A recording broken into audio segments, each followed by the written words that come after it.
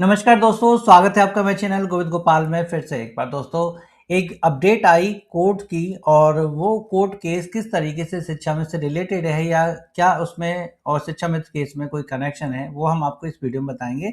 लेकिन इस वीडियो में हम इस कोर्ट केस की जो बात कर रहे हैं वो इस बात की खुशी देता है कि कम से कम अब एक ऐसा चलन चल रहा है या कह कह लीजिए कि ऐसा समय आ गया है जहां अब संविदा शब्द को खत्म करने की बात कोर्ट रख रहा है।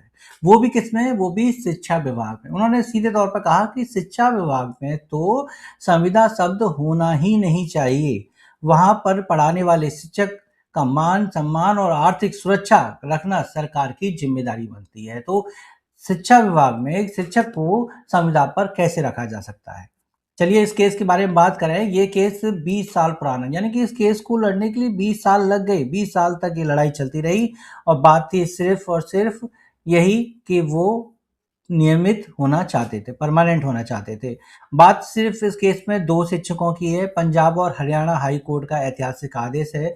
2 शिक्षकों की बात है, लेकिन देखिए कि बाद में फिर ये सभी पर लागू होगा, क्योंकि फिर उसी कैटेगरी में आने वाले सभी शिक्षकों पर ये असर करेगा। लेकिन 20 साल तक केवल स्टॉप गैप कहकर शोषण करना बिल्कुल गलत है।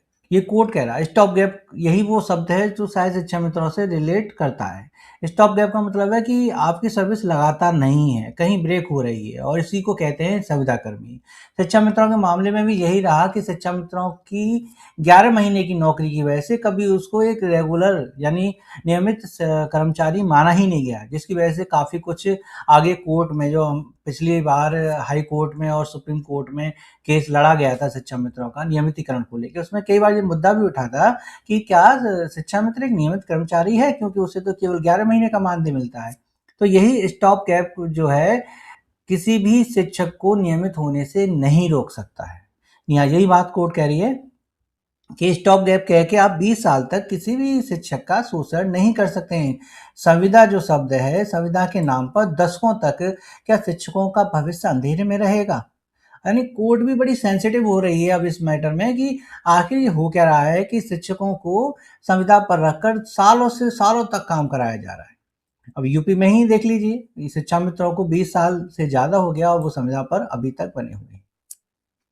ये मामला वैसे चंडीगढ़ के पीयू यानी पंजाब यूनिवर्सिटी का है। इसी कॉलेज का मामला है, यानी बेसिक का नहीं है, यूनिवर्सिटी का मैटर है। इसमें क्या है कि 12 साल से काम कर रहे 2 संविदा असिस्टेंट प्रोफेसर हैं जिन्होंने केस दाखिल किया है। 2 संविदा असिस्टेंट प्रोफेसर हैं। उन्होंने क्या कहा कि हमें नियमित करें। हाई कोर्ट से रेगुलेशन के लिए उन्होंने मांग की। हाई कोर्ट का तत्काल प्रभाव से नियमित रेगुलराइजेशन का आदेश आ गया है। उन्होंने कह दिया कि अब तो आपको इनको रेगुलर करना पड़ेगा, क्योंकि जो भी तर्क दिए गए, जो भी बातें हुई, इसमें कोर्ट का फैसला इन दोनों टीचर्स के पक्ष में गया है।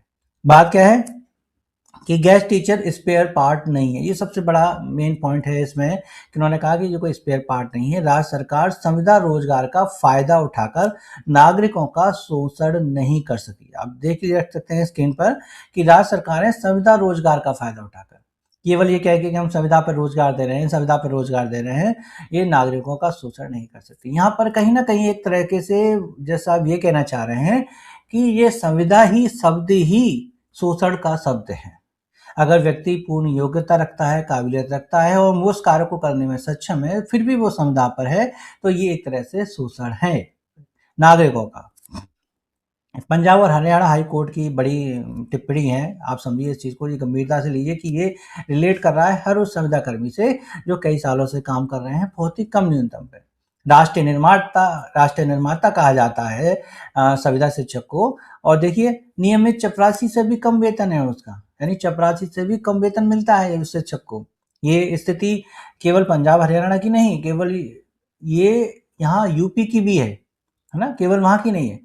तो आपने भी जो है शिक्षा मित्रों के मुद्दे कई बार उठाए होंगे कि हम टेट पास हैं और सारी बीटीसी योग्यता भी रखते हैं, यानी प्रशिक्षित हैं, फिर भी देखिए 10,000 रुपये पढ़ाया था, अब मानदेय 18,000 हो गया है। लेकिन शायद इसमें कहा है कि मैं चपरासी से भी कम वेतन है, तो उससे भी कम वेतन मिलता है आज भी शिक्षा मित्रों को यूपी में।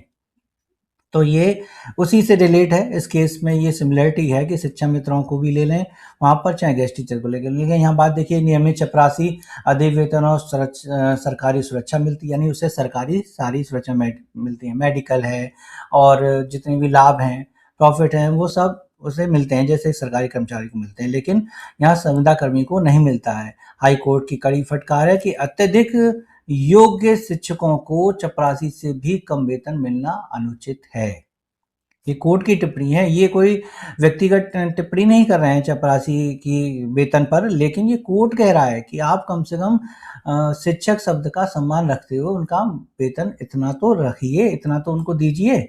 इतना भी नहीं मिलेगा तो फिर वो कैसे अपने जीवन का पालन पोषण करेंगे। तो ये बात है कि सरकार के लिए अब अल्टीमेटम दे दिया और बड़े ही कड़े रुख में सरकार से कहा है, ऐसे नहीं छोटे मोटे, कड़े रुख में कहा है कि 6 हफ्ते की आपकी डेडलाइन है, या तो इनको आदेश करो कि नियमित हो गए, या फिर सीधे अगर आप नहीं भी आदेश करते हैं तो कोर्ट ये मान लेगी कि ये नियमित हैं, ऑटोमेटिक हैं, तुम करो मत करो। कोर्ट ने कह दिया 6 हफ्ते बाद इनको वेतन मिलने लगेगा, बिल्कुल एज ए सरकारी टीचर की तरह।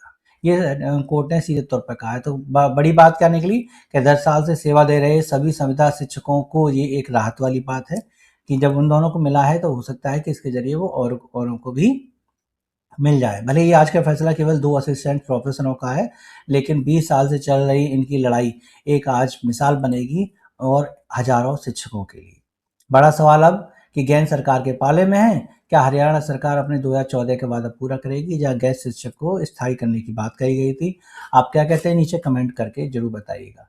लेकिन हम अभी आपको एक अपडेट और दे देते हैं। इस अपडेट में हम आपको बताना चाहते हैं कि जैसे हृदय दुबे और अवधेश कुमार जी कोर्ट में टेट पास शिक्षा मित्रों के लिए याचिका दाखिल कर रहे हैं, और जो याची बन रहे हैं उनके लिए भी प्रत्यावेदन देने के लिए आदेश करवा रहे हैं, सचिव को प्रत्यावेदन देने के लिए। तो ऐसे ही हाई कोर्ट ने कल भी एक आदेश दिया है हृदय दुबे की एक याचिका पर, और वहां पे भी यही आदेश हुआ है कि वो भी अपना 1 सप्ताह के अंदर फाइल जो है सचिव को जमा करें। ये सुप्रीम कोर्ट का आदेश का हवाला देते हुए ये वही सिमिलर केस है, बस उस केस को लेके नए केस दाखिल कर रहे हैं और सेम ऑर्डर करवा के याचियों की फाइल सचिव जी तक पहुंचाने के लिए कार्य कर रहे हैं। लेकिन बार बार याची बन के और केस दाखिल करवा के उनकी फाइल सचिव तक पहुंचाने के लिए एक बड़ा केस दाखिल है जिसमें ज़्यादा से ज़्यादा लोग याची हों। जैसे अवधेश कुमार जी ने 400 को याची बनाए हैं, ऐसे ही एक और केस अगर पड़ता है और जिसमें ज़्यादा से ज़्यादा याची एक साथ जुड़ के ये काम करें तो अच्छा रहेगा।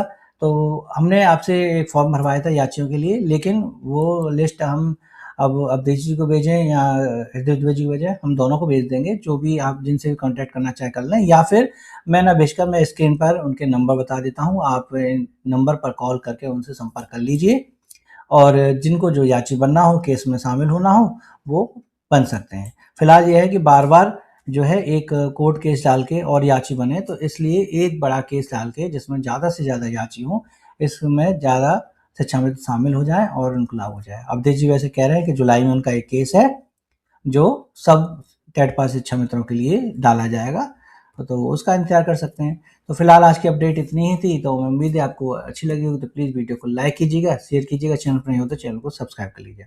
मिलेंगे आपसे अगली वीडियो में ऐसी कुछ अपडेट के साथ, तब तक के लिए नमस्कार, जय हिंद।